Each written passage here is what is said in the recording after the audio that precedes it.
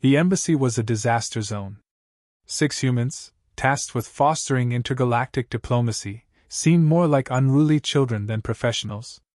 Plates of half-eaten food lay scattered across surfaces, coffee cups balanced precariously on expensive alien artifacts, and someone's socks, why socks, hung from the ceiling fan. Trelxa, the alien maid assigned to this embassy, stood amidst the chaos, her 3 shimmering eyes twitching in synchronized frustration. Her species, the Vorsha, prided themselves on order and efficiency. Cleaning was more than a duty, it was a meditative art form. But this was carnage. Humans, she had decided, were the universe's greatest purveyors of entropy. I can't believe I left the binary harmonics of Vorshafil for this, she muttered, gingerly picking up a crusty plate with her tentacle-like appendages. The plate emitted a strange odor. She sniffed it, then recoiled. And this was supposed to be food? Disgusting. In the corner, one of the humans, a lanky man named Greg, was attempting to shove an entire pizza box into what he believed was a trash receptacle. It was, in fact, a small Vortian air filtration unit. When the box didn't fit, he simply gave up and left it there. Trelxa's lipless mouth tightened. These humans were an insult to her very existence. She had tried reasoning with them, explaining that cleanliness wasn't just for aesthetics. It was essential to maintaining the delicate biochemical balance of the embassy. Her words fell on deaf ears. She approached a second human, Nadia, who was sprawled on a couch, scrolling through her communicator. Are you planning to clean that pile of clothes you left in the common area? Trelxa asked. Nadia barely looked up. Oh, yeah, totally. Later. A word the humans wielded like a weapon, postponing responsibility indefinitely. Trelxa had heard enough. Her breaking point came when she found Brian, the self-proclaimed leader of the group, attempting to cook. The stove was on fire, not metaphorically, but literally, and Brian stood there with a spatula, poking at the flames as though they might negotiate a truce. Brian! Trelxa shrieked. What are you doing? Making eggs, he replied casually, as though the inferno were a natural part of the process. Trelxa extinguished the flames with a blast of Vortian foam, then turned to him, her translucent skin glowing an angry shade of purple. You humans are impossible! You create chaos wherever you go. You're like walking black holes of order. Brian scratched his head. Is that like a compliment? She clenched her appendages and stormed out of the room. For Vorsha, physical disorder was bad enough, but the humans' emotional messiness was worse. Their constant bickering, passive-aggressive comments, and inability to resolve even the simplest disputes grated on her. Trelxa retreated to her quarters, which were a sanctuary of symmetry and pristine surfaces. She needed to calm herself, to plan. She activated a small meditation orb, which projected soothing fractal patterns onto the walls. As she breathed deeply, an idea began to form, a way to impose order, not just on their surroundings but on the humans themselves. They didn't need cleaning. They needed cleansing. Trelxa accessed her species' vast repository of technological tools. Among them was a simulation device designed for Vortian education. It created hyper-realistic environments that could adapt to the user's psyche. Originally intended to teach young Vorsha the principles of harmony and order, Trelxa realized it could have other applications. She spent the rest of the night programming the simulation. It would reflect the humans' mess, amplifying it to grotesque extremes. They would be forced to clean it, not just with their hands but with their minds. The simulation would challenge their every instinct, compelling them to confront the chaos within themselves. By the time she finished, Trelxa felt a surge of satisfaction. She envisioned the humans squirming, struggling, finally realizing the error of their ways. Perhaps they would even thank her. Unlikely, but a Vorsha could hope. The next morning, Trelxa gathered the 6 humans in the common area. Brian was still half asleep, his hair sticking out at odd angles. Nadia was nursing a cup of coffee as though it were her only tether to life. The others, Greg, Sam, Liz, and Derek, looked equally unenthused. Team building exercise? Brian repeated, raising an eyebrow. Since when do you care about team building? Truxa suppressed a smile. Consider it a gift. I've designed a unique experience to help you grow. Liz yawned. Sounds boring. Oh, I assure you, Truxa said, her voice dripping with feigned sweetness. It will be anything but. With the press of a button, the simulation device activated. The room dissolved around them, replaced by a warped version of the embassy.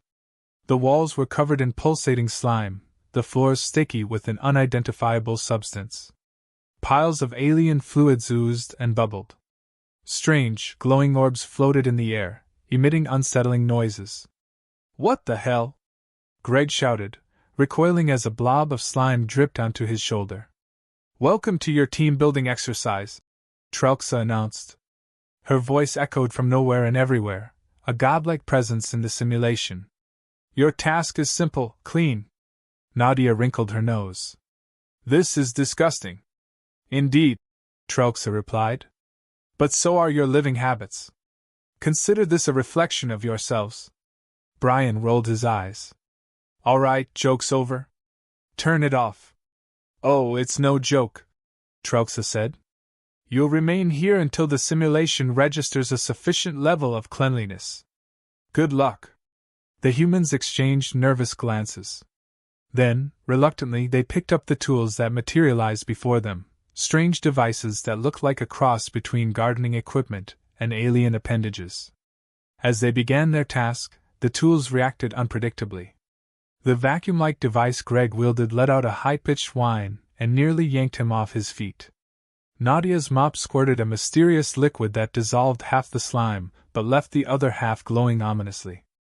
Truxa watched from outside the simulation, her 3 eyes glinting with satisfaction. Finally, the humans were learning. And if they weren't? Well, at least she was entertained. The humans stood in the surreal environment, frozen in a mix of disgust and confusion. Greg was the first to move, cautiously poking at a glob of slime with his alien vacuum. The device hissed, its translucent tube glowing brighter, before it suctioned the slime with a grotesque squelch. Greg recoiled. This thing just burped at me, he muttered, shaking the vacuum as though it might protest. Keep going, Brian snapped, trying to assert control. We clean up, simulation ends. Easy. It's not that simple, Nadia countered, jabbing at a pile of glowing debris with her mop. Look. She demonstrated how the mop seemed to smear the substance further, leaving streaks of light across the floor. Great, Derek said sarcastically, staring at his tool, a spherical device covered in alien symbols. What am I even supposed to do with this? It looks like a prop from a bad sci-fi movie. As he spoke, the orb suddenly emitted a sharp beep and sprayed a fine mist of liquid in his face. Derek sputtered, dropping the orb as it rolled away, releasing more of the mist in erratic puffs. Pull yourselves together, Brian barked. We're not letting her win. Meanwhile, Trux's voice echoed in the simulation, cool and mocking. It's not about winning or losing, Brian. This is about understanding the consequences of your actions. Every mess you see here? A reflection of your shared chaos. Yeah, we get it, Liz shouted back, frantically scrubbing at a wall that seemed to regrow its layer of slime every time she wiped it clean. But can you stop with the creepy, omnipotent voice? No, Truxa replied bluntly, enjoying herself immensely. Sam, who had been quietly observing the others, decided to test her tool, a pair of gloves with glowing fingertips. She tentatively touched a patch of slime on the wall. To her surprise, the gloves emitted a low hum, and the slime dissolved instantly. Guys, I think I figured out how these things work. Her triumph was short-lived. The dissolved slime began to reassemble itself, forming a tiny, squishy creature with multiple eyes. It chirped and launched itself at her face. Sam shrieked, flailing wildly as the others burst into laughter. This isn't cleaning, Nadia exclaimed. This is torture. Think of it as a lesson, Truxa interjected. Every action has a reaction. Consider this an exercise in consequences. Greg muttered under his breath, wrestling with his vacuum, which had somehow latched onto his arm. This is insane. She's enjoying this, isn't she? Absolutely, Trelxa replied, her voice laced with amusement. Despite their bickering, the humans gradually began to figure out their tools. Liz discovered that her mop worked better when used in slow, deliberate strokes. Greg's vacuum seemed to respond to voice commands, albeit unpredictably. "Suck harder!" he yelled at one point, only for the vacuum to unleash a deafening roar and nearly pull him into its tube. Brian, meanwhile, was struggling to maintain control. He had taken charge of the orb that sprayed mist and was attempting to use it on a particularly stubborn corner of the room. "This isn't working," he grumbled, shaking it violently. "Of course it isn't," Nadia shot back. "Maybe try not manhandling it like a caveman? Maybe you'd like to try, Miss Perfect?" "Gladly," she retorted, snatching the orb from his hands. As she examined it, the orb emitted a quiet hum, almost as if it were purring in her grip. Nadia raised an eyebrow. "See? It just needed a gentler touch." Brian glared at her, muttering something under his breath. Trelxa, watching from her control panel, chuckled. The humans were predictable, but their squabbling provided endless entertainment. The simulation continued to adapt to their efforts, throwing new challenges their way. Derek discovered that certain slime patches were acidic, burning through the soles of his shoes when he stepped in them. Sam's gloves, while effective at dissolving slime, emitted an increasingly unpleasant odor the longer she used them. "What is that smell?" she exclaimed, wrinkling her nose. "Progress," Trelxa said cryptically. As the humans worked, they began to notice subtler details in the simulation. The glowing debris they were cleaning seemed to rearrange itself into patterns, almost like writing. Greg, who had always fancied himself the intellectual of the group, paused to study one such pattern. "Hey, does this look like a word to anyone else?" he asked, gesturing to the floor.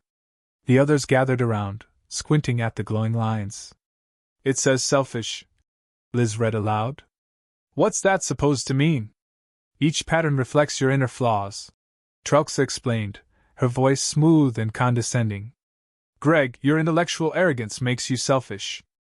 Liz, your impatience makes you rash. Should I go on?" "Please don't," Sam muttered, already dreading what hers might say. The humans exchanged uneasy glances. The simulation wasn't just a mess to clean, it was a mirror, forcing them to confront their worst traits. Brian scoffed, refusing to acknowledge the growing tension. "It's just a stupid program. Don't let her get in your heads."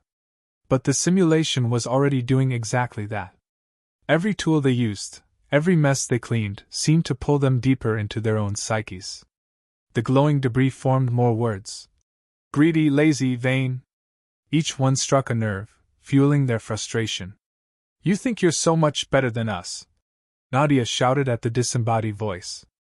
"But you're just a glorified housekeeper." Trelxa's laugh echoed through the simulation. "Perhaps. But at least I'm not a glorified child, incapable of taking responsibility for my actions."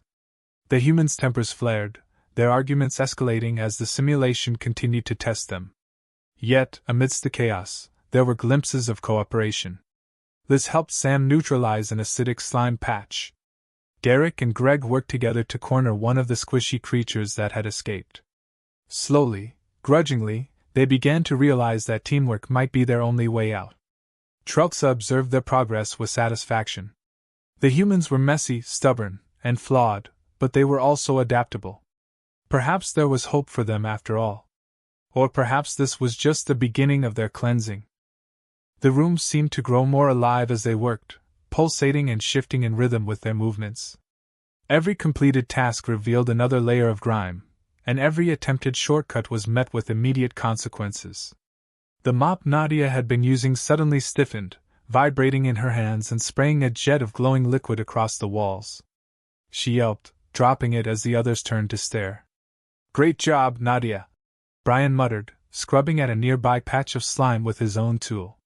"You're making it worse." "Oh, shut up!" Nadia snapped, pointing at the streaks on the wall. "At least I'm trying." "What have you done, Mr. Leader? Delegated the mess to everyone else? Someone has to keep you all in line," Brian retorted. Or we'll be stuck here forever. Like your grand plan is working, Liz interjected, her voice dripping with sarcasm. You're all talk, Brian. If this was a leadership contest, you'd finish last. Can we not? Greg interrupted, his vacuum gurgling ominously as he wrestled it over a mound of goo. This place is literally trying to kill us, and you're arguing about leadership? As they bickered, the simulation began to shift again. The air grew heavier, almost suffocating, and the floor beneath their feet rippled like liquid. A low hum filled the space, followed by Trelx's voice. Do you hear yourselves? She asked, her tone calm but cutting. Even in the face of adversity, you resort to blame and petty insults. You're incapable of functioning as a unit. We're fine, Sam said quickly, her gloves sparking as she pressed them against a stubborn patch of sludge. This is just stress. Stress reveals truth, Trelxa replied. And your truths are as messy as the filth you leave behind. The glowing debris on the floor began rearranging itself again, forming new words. Brian stared down at one as it took shape beneath his feet. Insecure, it read. He clenched his jaw, unwilling to acknowledge it. Nearby, Nadia caught sight of another word. Resentful. Her face tightened, but she said nothing. Greg's vacuum dragged him toward a new formation, spelling out arrogant. He kicked at it angrily, though the letters reappeared a moment later, glowing brighter. Is this supposed to be therapy? Derek asked, pointing at his own word. Fearful. He laughed bitterly. Because I think your little program is broken, Trelxa. It's not therapy, Trelxa said. It's clarity. You cannot clean your environment until you clean yourselves. That's ridiculous, Nadia shot back. You're just trying to mess with us. Am I? Trelx's voice was almost playful now. Or am I showing you what you've been too afraid to see? The tension in the room grew thick. The humans avoided each other's eyes, focusing instead on their tasks. But the simulation refused to let them escape their flaws. The slime clung tighter, the tools malfunctioned more frequently, and the glowing words multiplied, surrounding them with unspoken accusations. Liz finally snapped, throwing her mop to the ground. This is pointless. No matter how much we clean, it's never enough. That's the idea, Trelxa replied smoothly. Cleaning isn't a one-time act. It's continuous. Just as you cannot rid yourselves of flaws with a single effort. Brian groaned, rubbing his temples. Can you just stop with the philosophical nonsense? We get it, okay? We're flawed. Humans are messy. Congratulations, you've made your point. No, I haven't, Trelxa said. But I will. The walls of the simulation began to shimmer, revealing distorted reflections of each human. In these reflections, their flaws were magnified. Brian's posture hunched under the weight of his insecurities, Nadia's eyes burned with unresolved anger, and Greg's reflection smirked smugly at the others. What the hell is this? Liz demanded, stepping back from her own reflection, which looked cold and dismissive. An honest view, Trelxa replied. The mess you leave behind isn't just physical. It's emotional, psychological. Until you address it, you'll continue to create chaos wherever you go. Greg scoffed. This is ridiculous. We're not actually like this. Are you sure? Trelxa asked, her voice softer now, almost sympathetic. Or have you simply ignored the mess for so long that you've forgotten it's there? The question hung in the air, heavy and uncomfortable. For a moment, no one spoke. Then, reluctantly, Brian broke the silence. Maybe she's right, he muttered, avoiding the other's eyes. Maybe we are the problem. Speak for yourself, Nadia said quickly, though her voice lacked conviction. I'm not the one running around barking orders. But you are resentful, Liz pointed out, her tone uncharacteristically gentle. You've been snapping at everyone since we got here. And you're any better? Nadia shot back, though her anger faltered. You act like we're beneath you. Because you make it so easy, Liz exclaimed. But the usual venom in her voice wasn't there. She sighed, rubbing her temples. Maybe I do. I don't know. The group fell silent again, the weight of their flaws pressing down on them. For the first time, they began to see the simulation for what it was, a mirror, forcing them to confront truths they'd long ignored. Sam hesitated, then spoke up. So, what do we do? How do we fix this? You start by admitting your mess, Trelxa said. Acknowledge it, accept it, and take responsibility. Only then can you begin to clean. It was a simple instruction, but it felt monumental. The humans exchanged uneasy glances, unsure how to proceed. Then, slowly, Brian stepped forward. I'm insecure, he admitted, his voice barely above a whisper. I act like I'm in charge because I'm scared. I don't know what I'm doing, and I don't want anyone to see that. The glowing word beneath him flickered, then faded. Trelxa said nothing, letting the moment speak for itself. Encouraged, Liz took a step forward. I'm impatient, she said. I judge people too quickly. I assume I'm always right because it's easier than admitting I could be wrong. One by one, the others followed, each admitting their flaws aloud. The glowing words disappeared, and the room seemed to grow lighter, less oppressive. Trelxa watched, a flicker of satisfaction in her gaze. They were learning, slowly but surely. But there was still work to be done. The atmosphere in the room shifted. With each admission, the glowing words faded, and the oppressive weight that had hung over the group seemed to lighten. But the simulation wasn't done yet. The walls shimmered again, this time revealing symbols and patterns that pulsed in rhythm with their breathing. A low hum resonated, unsettling and oddly soothing. Is this the part where you congratulate us and let us out? Derek asked, his tone half joking but laced with hope. No, Trelxa replied smoothly. This is the part where you prove you've learned something. Cleaning up your own mess is one thing. Working together to clean a shared mess? That's far more difficult. The humans groaned almost in unison, but before they could complain, the room began to change again. The walls expanded outward, creating a massive, open space filled with piles of glowing sludge, floating orbs dripping with sticky liquid, and strange mechanical contraptions scattered across the floor. At the center of the room was a pulsating mass of slime, shifting and writhing like a living creature. What the hell is that?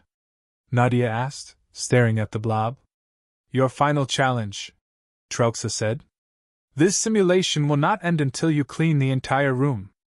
And you must work together to do it. Of course we do, Greg muttered, rolling his eyes. Because why would it be easy? The tools they'd been using earlier reappeared, but now they seemed more advanced, glowing with new energy. Each one had shifted slightly, almost as if it had adapted to its user. Brian's orb hummed in his hands, responding instantly to his touch. Nadia's mop now emitted a faint, pleasant scent as it worked. Even Greg's troublesome vacuum seemed more cooperative, its once chaotic suction now focused and precise. The group hesitated for a moment, then, one by one, they got to work. Sam approached the central blob cautiously, her gloves sparking as she prepared to dissolve a section of the mass. Whatever this thing is, it's not going down easy, she warned. It's not supposed to, Trelxa replied. Consider it a manifestation of your shared chaos.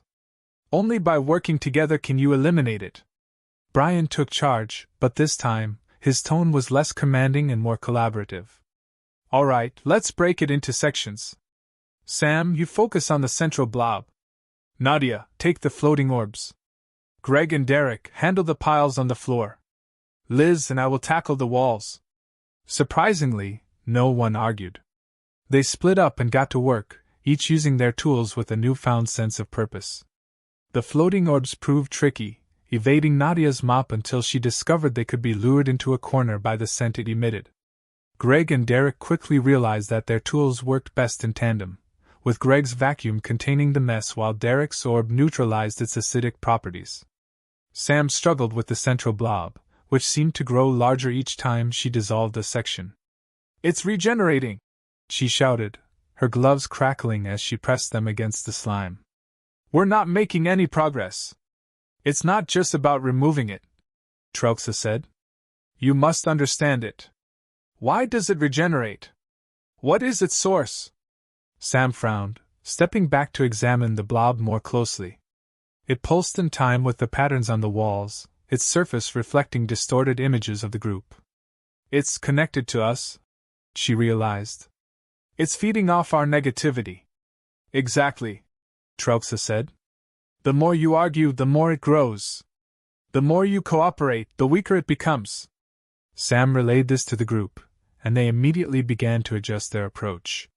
When Greg accidentally knocked over a pile of sludge, instead of snapping at him, Derek helped him clean it up.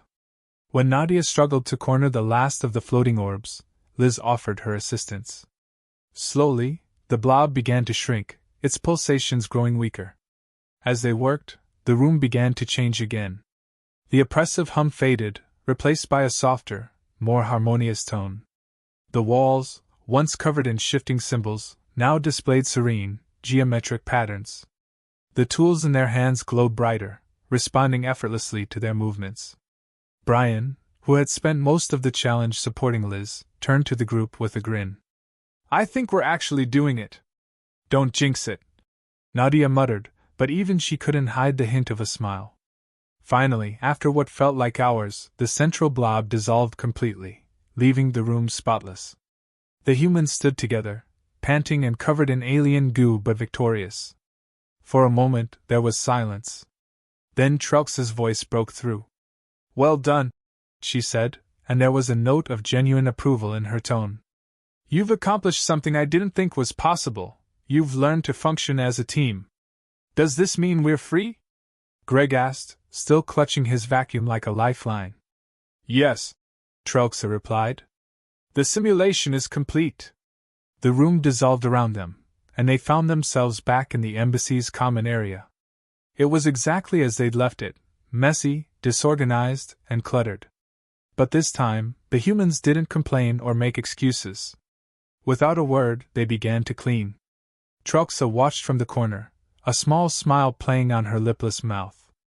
Perhaps humans weren't entirely hopeless. Flawed, yes. Messy, absolutely. But capable of growth. And, she admitted to herself, they were surprisingly entertaining. As she turned to leave, she heard Brian mutter, I still hate cleaning. Me too, Nadia agreed. But at least we're not doing it alone. Liz added, and for the first time, no one argued.